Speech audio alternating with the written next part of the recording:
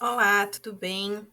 Então vamos continuar aqui o treinamento de vocês. Novamente vou me apresentar, sou a Vanessa, falo em nome da Gotardo Assessoria e Consultoria de Alimentos.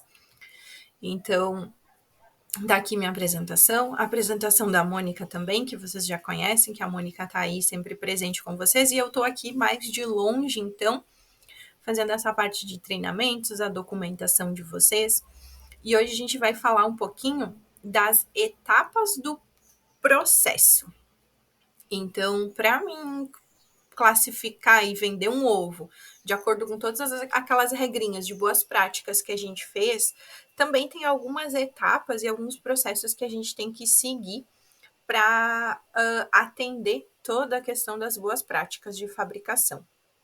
Então, a gente tem a pré-seleção, a gente tem a lavagem e a secagem, né, para os ovos sujos, a gente tem a ovoscopia, a gente tem a classificação, a embalagem, a armazenagem e a comercialização. Eu vou falar mais das etapas que impactam para vocês, que vocês, como manipuladores de alimentos, têm que ter domínio e saber como proceder em cada uma dessas etapas. Então vamos lá. Se tiver dúvida, vocês anotam, vocês questionam depois o responsável que está aí com vocês, que a gente responde, por favor. Então, na recepção desses ovos, eu faço a pré-seleção. Aqui é uma etapa muito importante. Ela veio com essa novidade quando a gente teve ali a revisão da portaria 612 e bem cobrada essa questão da pré-seleção. Então, na recepção, o que fala ali na legislação? É etapa destinada a recebimento e pré-seleção dos ovos, retirando os ovos trincados, sujos e trincados. É dispensada a pré-seleção quando não é realizada a etapa de lavagem ou se for realizada após a ovoscopia. Então, quando eu não vou lavar o ovo, eu não preciso fazer a pré-seleção. E por que eu preciso fazer a pré-seleção quando eu lavo o ovo? Porque se eu tenho um ovo trincado, eu não posso lavar ele. Se eu lavar um ovo trincado, eu tenho que descartar ele. Então, eu tiro todo o ovo trincado, que não tá com a membrana rompida, que não tá vazando clara, e destino ele para ir para a indústria. E ele pode passar pelo processo de pasteurização e ser utilizado e virar ovo líquido, ou gema clara, ou em pó, enfim. E eu posso aproveitar e não perder esse ovo. Agora, se eu lavar um ovo trincado, eu preciso descartar. Então, essa etapa de pré-seleção, ela tem que funcionar bem para a questão do ovo trincado. Um ovo trincado sujo, eu não posso mandar para a indústria porque eu não posso lavar, então eu tenho que descartar. Um ovo quebrado, que está vazando clara, que está vazando gema, eu não posso aproveitar, eu tenho que descartar. E também nessa etapa de pré-seleção, a gente tira o ovo sujo, né? Porque como o ovo não vai ser lavado, eu já começo a tirar ali o ovo sujo para e colocar ele nas bandejas e colocar a identificação também para depois ele ser lavado, né? Então, ovos trincados sujos devem ser imediatamente descartados ou, quando não for possível o descarte imediato, devem ser quebrados em um recipiente devidamente identificado. E pode ser utilizado para alimentação animal. Então, para fabricar ração ali, desde que ache uma legislação. Mas eu não posso usar o ovo trincado sujo e o ovo que está vazando também ali, claro, eu preciso fazer o descarte imediato. Não adianta deixar numa bandejinha ali de um lado que a fiscalização vai questionar. Então, eu tenho que descartar esse produto. Ovos trincados sujos podem ser acondicionados em pentes plásticos ou de papelão para posteriormente serem descartados? Posso colocar ovo trincado sujo numa bandeja e deixar ali de um ladinho? Já falei, né? Não pode, e tô reforçando aqui que esse não é uma rotina que a gente tenha que ter dentro da nossa granja. A etapa de lavagem, então, quando o ovo é sujo e eu vou lavar ele, eu preciso fazer dentro de algumas condições. que é a água de lavagem, ela tem que estar na temperatura de 35 a 45 graus. Então, tem um aquecedor para aquecer essa água. Eu preciso manter o meu cloro residual até 50 miligramas por litro. Então, eu tenho que fazer uma cloração dessa água, porque se eu lavar só com água e ainda eu vou umedecer esse ovo, é bem provável que eu tenha uma contaminação microbiana bem grande e vai estragar meu produto, vai mofar meu ovo. Então, eu tenho que colocar cloro para lavar essa água. O que fala na legislação? A lavagem é a etapa destinada à higienização dos ovos, sendo obrigatória para os ovos sujos não trincados, destinados à comercialização em natureza. Ovos, e também o ovo que eu vou fazer a quebra, eu tenho que lavar ele antes, né? É obrigatória a operação de pré-seleção aos ovos que forem for feita a lavagem antes da ovoscopia. Não é vedada que não pode lavar ovos trincados e a lavagem deve ser realizada por meios mecânicos com procedimentos que impeçam a penetração microbiana no interior do ovo.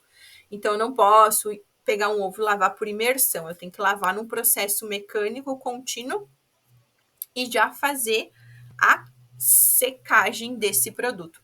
Então, uma vez que eu lavo, eu preciso secar e esse ovo tem que estar seco para eu não ter crescimento microbiológico ali, né? Porque todo microorganismo, ele basicamente precisa de 3 coisas para ele crescer: umidade, calor e alimento. O ovo já é o alimento dele.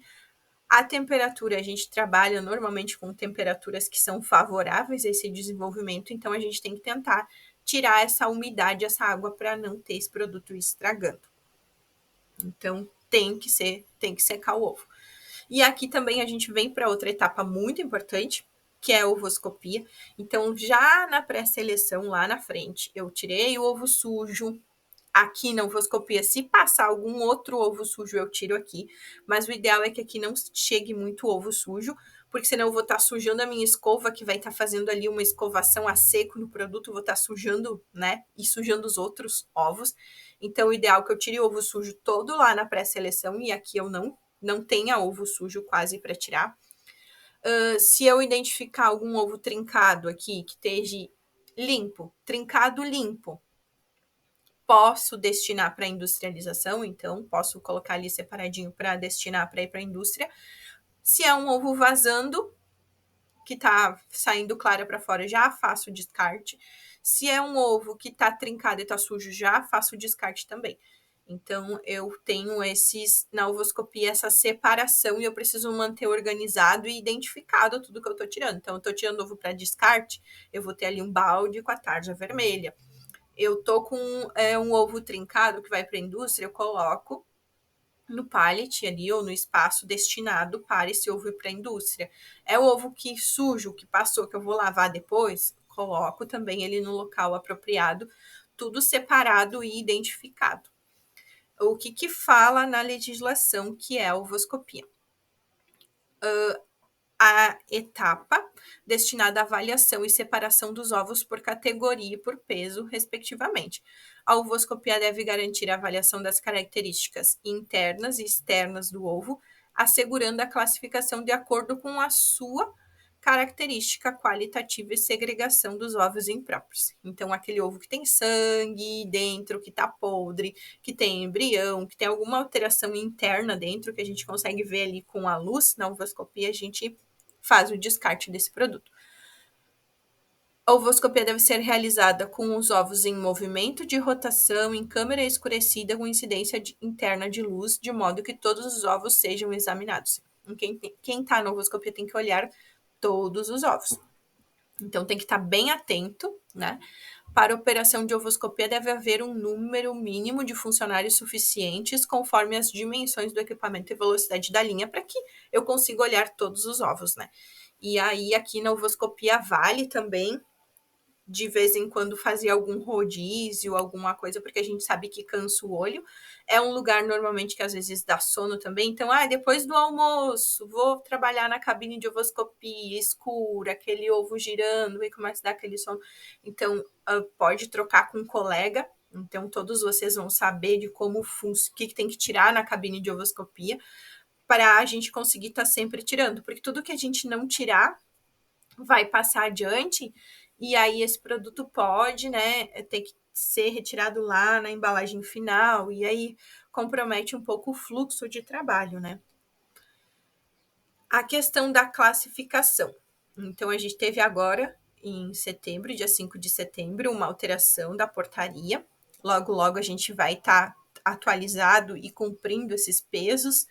Mas o que a gente tem? O ovo categoria A, que a gente chama, que é o ovo que vai para a gente comprar no supermercado, né? Que tem a venda lá. Então, ele tem a classificação do ovo jumbo, que ele tem um peso mínimo de 68 gramas, que era assim e vai continuar. A gente tem o ovo extra, que ele tem um peso mínimo de 58 gramas e máximo de 67,99. Ele era assim e vai continuar na nova legislação. A gente tem o ovo tipo grande, então, que ele tem um peso mínimo de 48 gramas e um peso máximo de 57,99, que era assim na antiga legislação e vai continuar na nova. E aí, o que teve de mudança? O ovo tipo pequeno, que agora não existe mais, e passa a termos o ovo tipo médio, né? Que ele tem um tamanho mínimo de 38 gramas e um máximo de 47,99 gramas. Então, e antes o ovo pequeno ele era menor que 47,99 gramas. Então, a gente vai ficar na legislação nova com jumbo, extra, grande e médio. O que é a etapa de classificação, então, né? Eu vou classificar esses ovos já limpos por tamanho e vou colocar eles na embalagem. Então, na avaliação oficial da conformidade da classificação dos ovos por peso, realizado durante a reinspeção de produtos, será tolerada no ato da amostragem a presença de 10% dos ovos pertencentes à classificação imediatamente inferior à indicada na rotulagem. Então, eu tenho um ovo do tipo extra, mas eu tenho ali o 10% abaixo, que é do tipo grande, eu ainda estou atendendo a minha regulamentação, né? No peso todo da embalagem, será considerado o peso médio, né, de toda a bandeja de 30 ou de todo o estojo. Então, a variação de peso não pode ultrapassar o limite de 2% do peso mínimo da classificação indicada na rotulagem. Posso ter ovos maiores também naquela embalagem, né? Então, esse é o processo de classificação e sempre a fiscalização, ela fica muito em cima do tamanho dos ovos se a gente está classificando do jeito certo. Após isso, né, o produto vai receber aí a embalagem, ele vai ser colocado no estojo, na bandeja, vai ser plastificado ou vai ser colocado na caixa, que não vai estar na bandeja sem etiqueta e a gente vai identificar essa caixa como proibida a venda fracionada, que é um ovo que vai lá para padaria, para restaurante, que eu não preciso ter um estojo, uma etiqueta de identificação individual, mas no supermercado eu preciso que esse produto esteja todo identificado, né? Porque aí vem a questão da rastreabilidade, que a gente falou um pouquinho lá nas boas práticas de fabricação, que a gente tem que manter essa rastreabilidade, ela é muito importante. Então, já trouxe o texto da portaria nova, né? A data de fabricação dos ovos em natureza será referente à data provável de postura, para considerar as informações necessárias para fim de cálculo de tempo de prateleira e data de validade. O que quer dizer tempo de prateleira? Quanto tempo esse ovo dura armazenado para mim consumir, mantendo as características dele, né? Embalagens secundárias que adicionem múltiplas embalagens, então aqui a caixa de papelão, desprovidas de rótulo, pode trazer ali a informação de proibida venda fracionada. O que eu tinha para falar do processo, então depois esse produto ele fica armazenado também ali na expedição, né? Armazenar ele não encostar na parede, deixar sempre sobre pallets, que a gente já falou nas boas práticas, mas só frisando aqui, né? O ovo tipo industrial também, um cuidado que eu tenho que ter de não mandar ovo vazando ali, não comprometer esse ovo que está indo para a indústria. E é isso. Muito obrigado novamente. Muito bem-vindos e espero que vocês tenham entendido todo o conteúdo. Se não entenderam, questione e perguntem para o responsável aí que está com vocês ou para a Mônica quando ela estiver aí em visita. Um ótimo dia e bom trabalho.